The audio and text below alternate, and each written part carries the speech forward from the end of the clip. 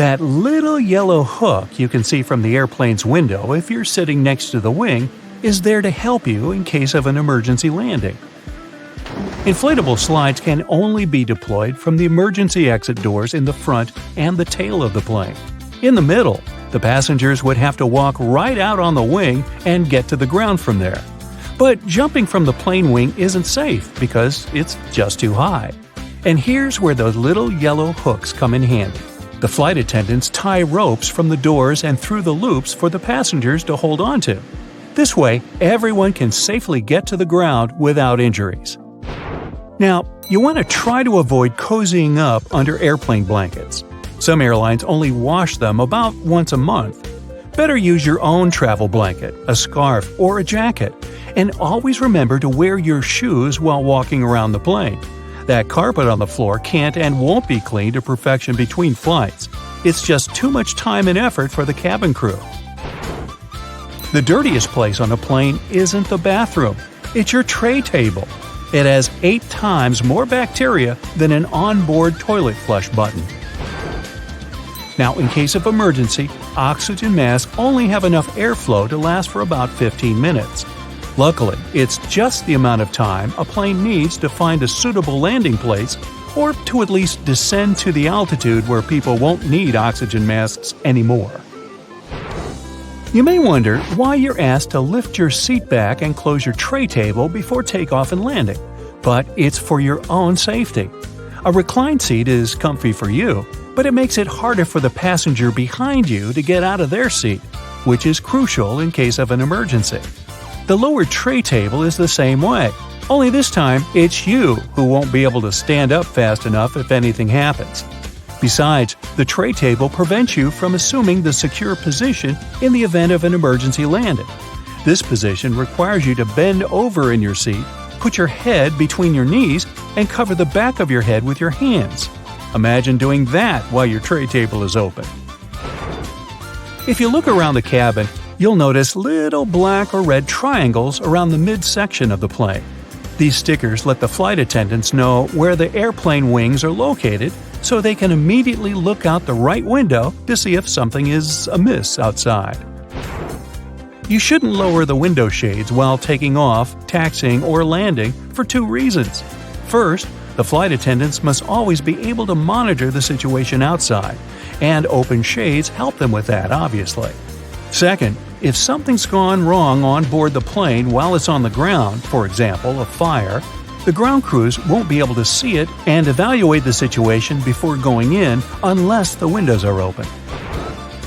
That tiny hole you see at the bottom of any airplane window isn't there to scare you nuts.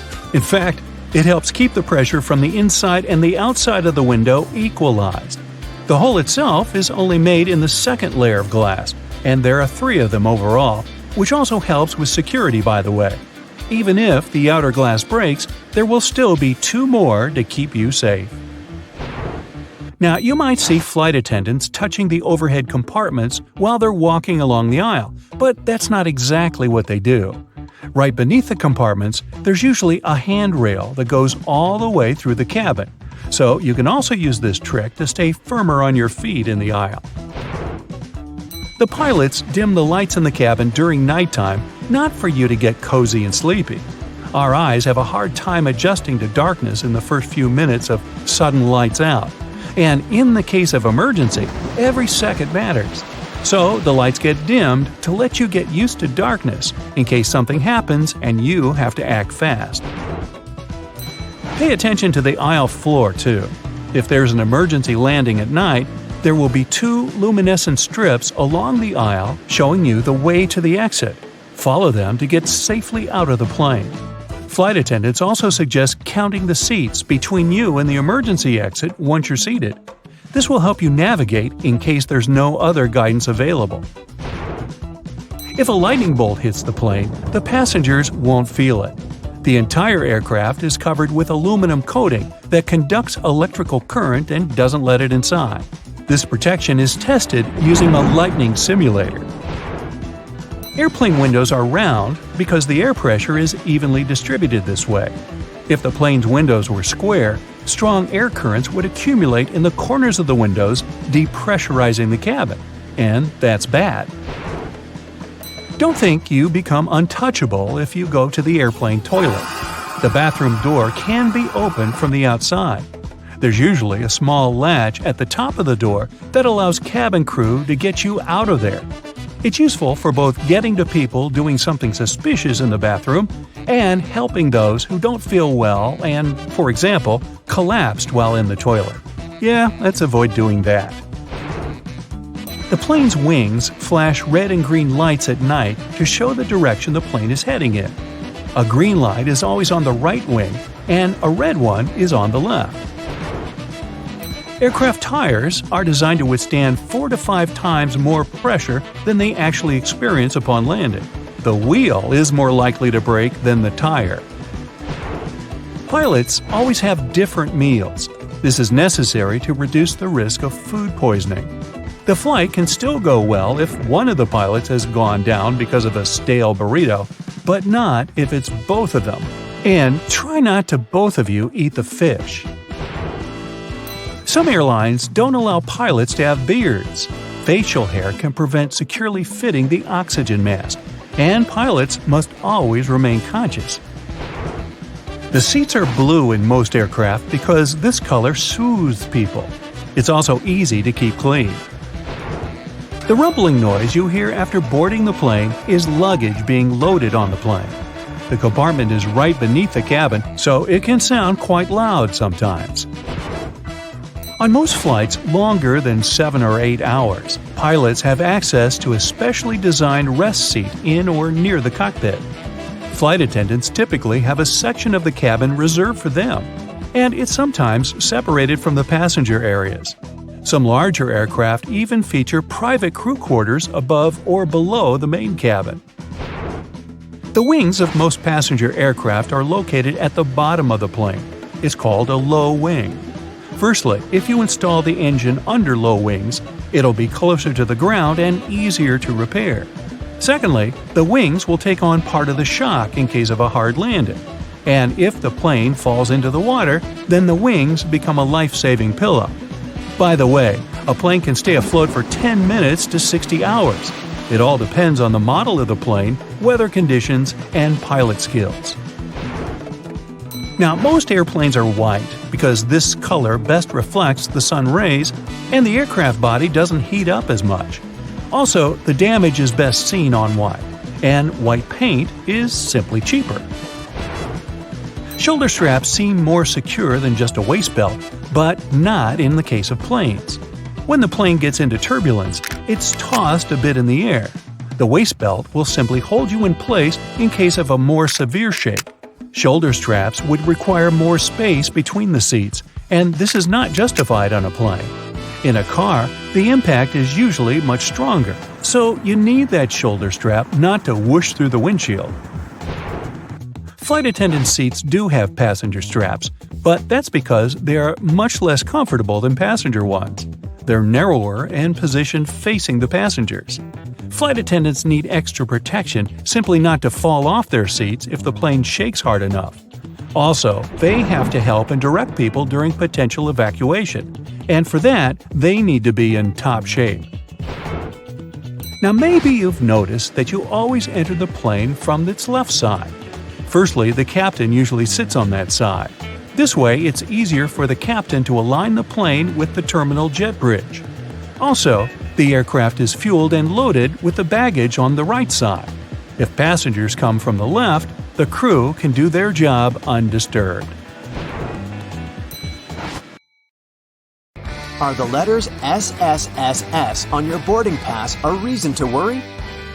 What's much more dangerous than turbulence? Should you really be the first to board the plane? You're about to figure it out.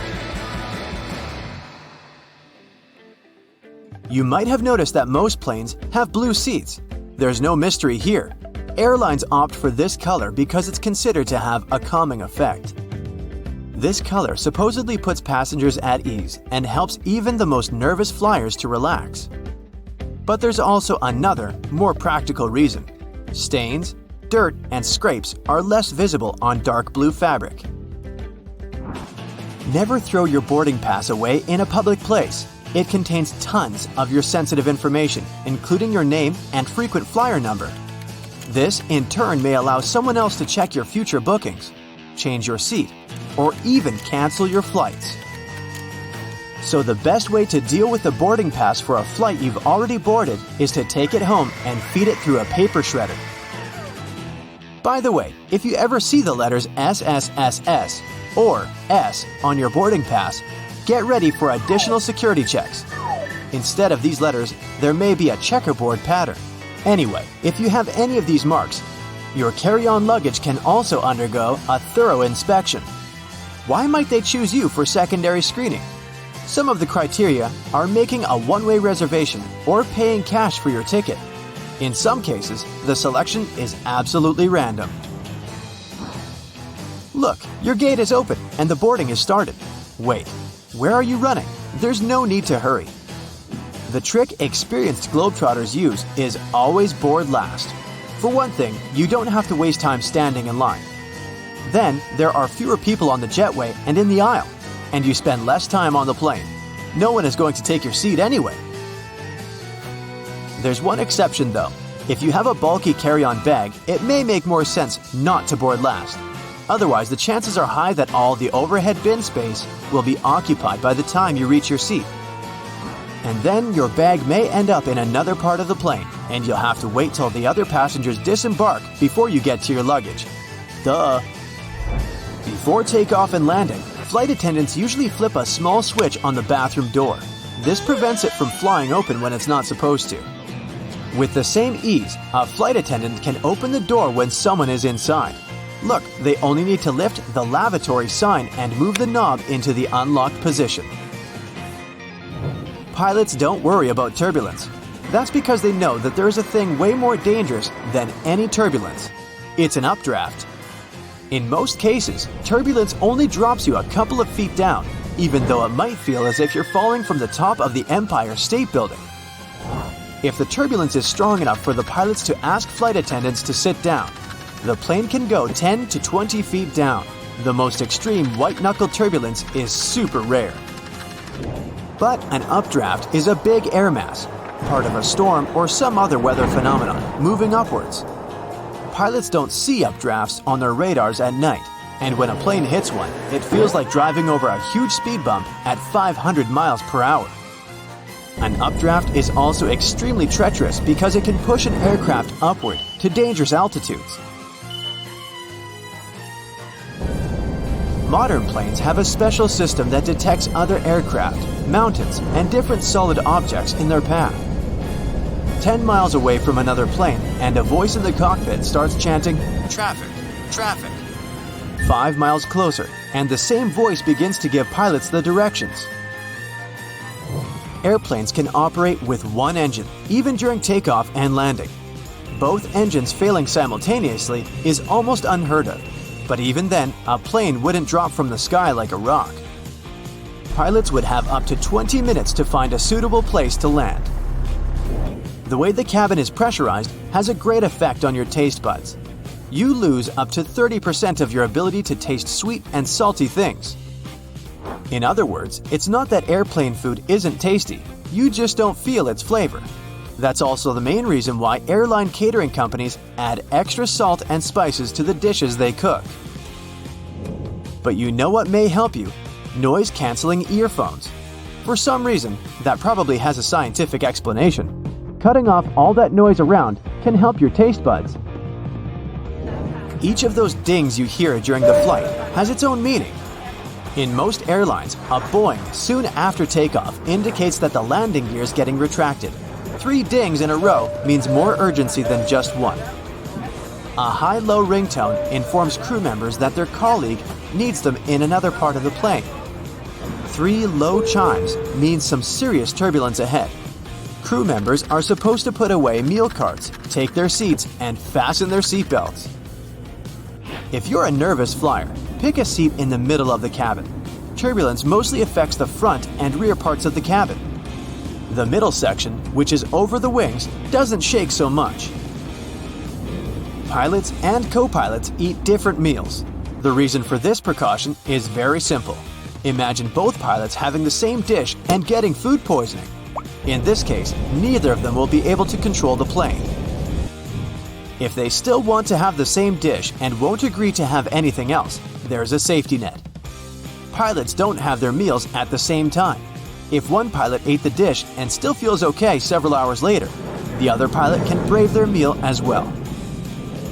What would you say when asked about the filthiest place on a plane? Nope, that's not the toilet seat. It's not even in the bathroom. Flight attendants warn that you should be particularly careful with headrests, seat pockets, tray tables, and seat belts. Experiments have shown that 1/3 of all seat belts have yeast and mold on them. Most tray tables are covered with bacteria. Seat pockets are extremely filthy too, but headrests are the dirtiest of them all. In most cases, flight attendants don't have enough time to change or disinfect them in between flights. If your captain announces they're finishing some paperwork, it means they're busy revising the flight itinerary or waiting for the ground staff to prepare the flight logbook. That's a journal that contains the official record of a journey. Some places, especially those flying long distances, have secret bedrooms for crew members to catch some shut-eye. These bedrooms, called crew rest compartments, are located either at the back of the plane or behind the cockpit. Such a compartment can have up to 10 comfortable beds where flight attendants can have a rest. Plane windows are made of super strong plexiglass that can easily cope with high speeds. And the window panes are shaped in a special way so that the high pressure inside the cabin pushes them against the aircraft body. In other words, plane windows are very unlikely to get broken. Once upon a time, plane windows were square, but the pressure built up in the corners of such windows, making them ultimate weak spots. This means that each square window had 4 weak spots. This made them likely to crash under the enormous stress of high altitudes. Luckily, making airplane windows curved solved this problem once and forever. Such a shape distributes the pressure and reduces the likelihood of cracks or any other damage. Planes regularly get struck by lightning, at least once a year or once per 1,000 hours of flight time. These days, it's totally safe. The electric charge simply runs through the aircraft's aluminum shell. It doesn't cause the plane any damage. But did you know that airplanes not only get hit by lightning, but they also trigger it? When an aircraft is flying through a cloud, the friction between its fuselage and the air creates static electricity. Sometimes it can cause lightning. Now, in most cases, turbulence only drops you a couple of feet down, even though it might feel as if you're falling from the top of the Empire State Building. Yeah, you better buckle up. If the turbulence is strong enough for pilots to ask flight attendants to sit down, the plane can go 10 to 20 feet down. The most extreme white-knuckle turbulence is super rare, but it can make the plane drop 100 feet down. Ride 'em, cowboy! Yeehaw! The average cruising altitude of most commercial airplanes is only 7% of the distance to space. Airplanes can trigger lightning, really. When an aircraft is flying through a cloud, the friction creates static electricity. It can cause a bolt of lightning. Luckily, it's not dangerous for modern planes. On average, lightning strikes every commercial jet at least once a year. Shocking. On airplanes, the captain sits in the left seat and the co-pilot in the right. The reasons for that are historical. One theory goes like this. The first European air forces were recruited from cavalry officers. They used to wear swords on their left side and mount horses from the left. This way they avoided getting their feet tangled. That's why later it was more familiar for them to board the plane from the left, hopefully not while still mounted on their horses. Another theory involves trains. The first international air route connected London and Paris, and while performing this flight, pilots navigated by following the railroad. History has it that once, when the weather was especially bad, 2 planes collided because both of them were flying over the tracks. After that, it was agreed each aircraft would fly to one side of the railroad track, on the right. and the pilot had to sit on the left side closer to the oncoming airplane. It helped them to estimate the needed clearance. Alright, so who'd want to sit in the left seat if that's where the biggest danger is? It doesn't say. By the way, these days, both seats have full control of the plane, and there are no regulations that would specify which seat the captain and the co-pilot should occupy. Maybe it's just rock, paper, scissors. As for helicopter pilots in command, they usually, but not always, sit on the right. Copters are more unstable than airplanes. That's why pilots prefer not to let go of the control stick. This stick controls the helicopter's direction and altitude. The control stick sits between the pilot's knees, and they use their right hand to hold onto it. The pilot's left hand moves the lever that changes the blade's pitch and presses other buttons on the central console. The fastest commercial airplane ever produced, the Concorde, could fly at almost twice the speed of sound. It held the record for the fastest transatlantic flight. It took this speedy jet 3 hours to get from New York's JFK to London's Heathrow. An extra seat behind the pilot and the co-pilot in the cockpit is for flight attendants during takeoff and landing, or for inspectors who monitor the flight. This seat is also called a jump seat because when you get up from it, it folds up right away. Or in case of trouble, you can jump out first. Not really. Modern planes have a special system that detects other aircraft, mountains, and different solid objects in their path. 10 miles away from another plane, and a voice starts to chant, "Traffic! Traffic!" 5 miles closer, and the same voice begins to give the pilot's directions. "Turn right! Turn right!" And after the pilots drink a lot of coffee, it chants, "Bathroom! Bathroom!" Nah, I made that one up.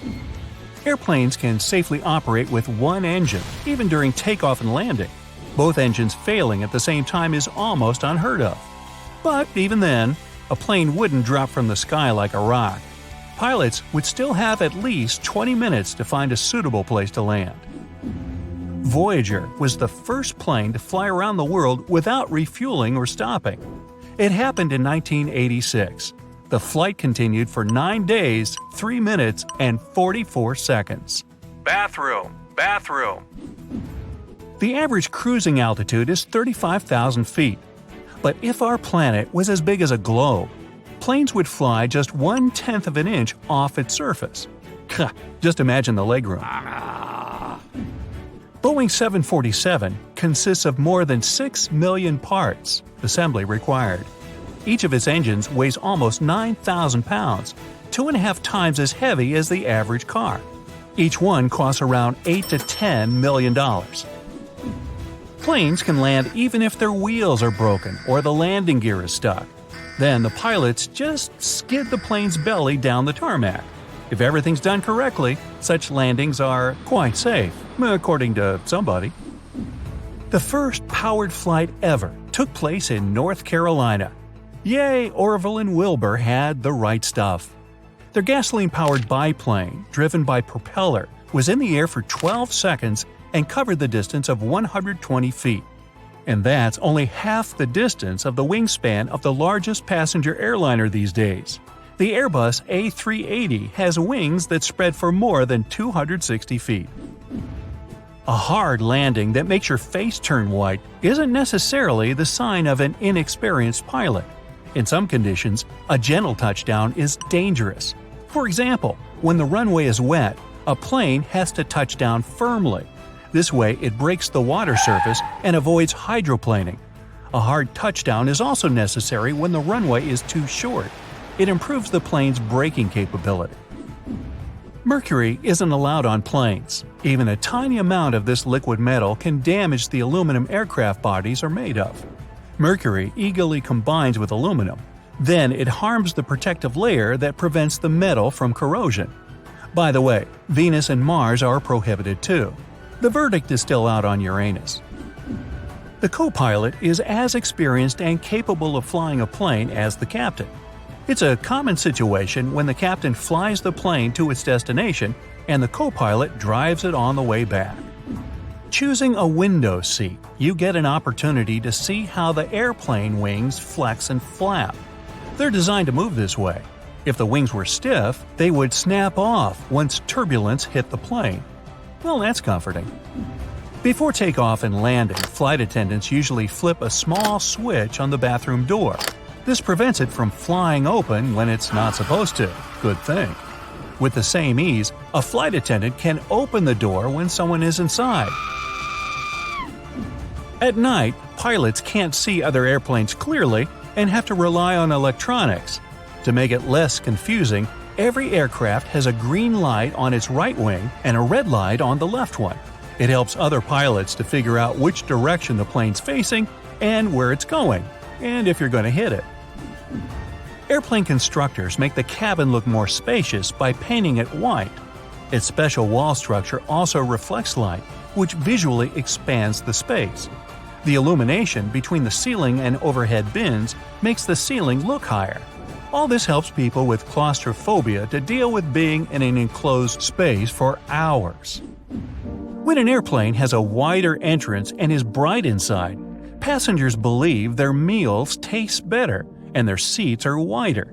But the only thing that's different is their surroundings. Limited amounts of oxygen on the plane affects passengers' mood. This makes most people get overly emotional. About 41% of people admit to having cried while watching an in-flight movie. And 55% confess they feel more emotional when they're flying. Modern plane toilets are vacuum-powered. Yes, they officially suck.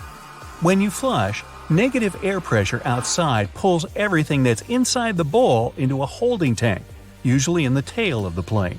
One flush uses around a half a gallon of water. The BD-BD-5 Micro holds the Guinness World Record for being the smallest and lightest jet aircraft. The plane can seat one person and weighs 10 times less than the average car.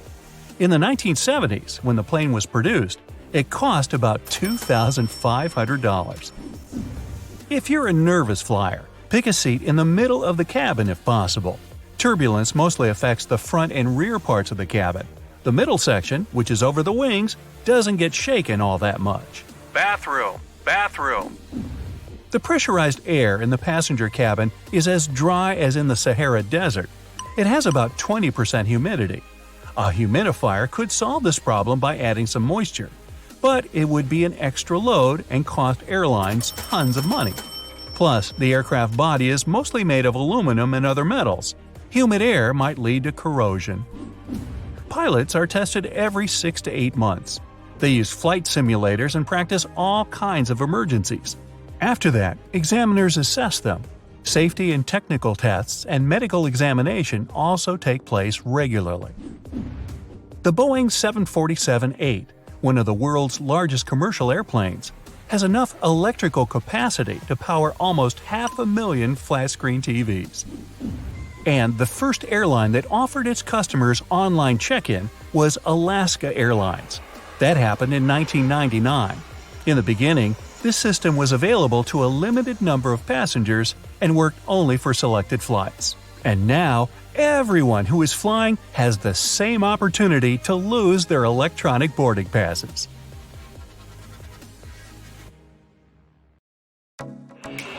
Hey, I get it. Airports, planes, annoying seat neighbors, traveling is stressful. Tensions rise, and sometimes you can't help but blow off some steam. But try to stay cool. You don't want to get a yellow card for misbehavior, do you? The no-fly list is nothing new, but not many have heard of these so-called yellow cards. Every time you buy a ticket, you enter into a contract with the airline. It has regulations and expectations you're supposed to abide by. So, sorry, but airlines can reject passengers if they feel that the person's behavior or condition jeopardizes flight safety or order. Yes, even if you spent money on a ticket. A yellow card is basically a warning before that happens, just like in soccer. In the game, you get 2 yellow card warnings and then it's a red card. You're done, you get sent off the field and banned for the rest of the match, possibly even multiple future games. But with airlines, you get only 1 yellow warning, and then you're out of there. Right out the door at 30,000 feet. Well, not quite. A staff member will politely ask you to change your ways, calm down, act sensible, to basically stop being a bozo. You might even get a few polite but stern verbal warnings. But once they've had enough, out comes the dreaded yellow card. Now, no flight attendant will blow a whistle and hold a yellow card over your head. It'll be a piece of paper with "Final Warning" written big and bold right in the middle so you can't miss it. There will be some more writing after that, letting you know that they've asked you to stop, you haven't listened, and if you continue, they'll call the authorities. In fact, if you get a yellow card while you're still at the airport, say you were making a scene at the check-in desk or security screening, they can refuse to board you. So let's see what this serious misconduct is, and what you can do instead to get rewarded with an upgrade. You have to be respectful and attentive to everything the crew says, even if you've heard the same instruction a million times. Put your seat in the upright position, stow away your tray table, turn off your phone or laptop, and so on. It's not to annoy or inconvenience you. Their requests are for everyone's safety. A reclined seat and a tray table can keep you and others from getting out fast enough in case of an evacuation. As for your gadgets, if you don't turn them off or switch them to airplane mode, the signals coming out and going into them can interfere with the airplane's navigation system.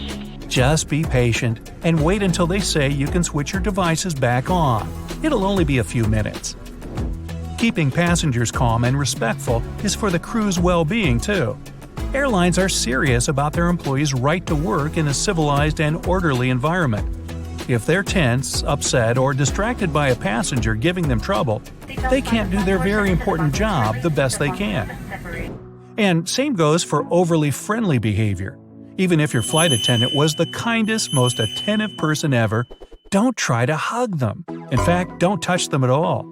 A simple "thank you" and a genuine smile will do. Conflict or unwelcome physical contact between travelers is another ticket to a severe warning for all the participants. So, if someone's instigating you, don't fall for it. Stay cool and don't make a scene. Just quietly inform the crew that someone's bothering you. Don't ruin the seat or tray table. Anything you use or is given to you on the plane, unless you're told otherwise, is the airline's property, meaning you can't take any blankets, pillows, earplugs, and even the earphones. Okay, you probably won't be punished with a yellow card, but better double-check before you take anything, just out of common decency. Never take your shoes off on a plane. Hey, the floor's filthy, so it's in your own interest. Secondly, and no offense to you, but the stink might offend others. But more importantly, your shoes might trip you or other passengers during an evacuation. You'll also be missing much-needed protection for your feet in that same dire situation. The aircrew will remind you of that. Some rules are obvious. Don't leave your seat during takeoff and landing. Yeah, but what if I really need to go to the bathroom? Sorry, but there are no exceptions.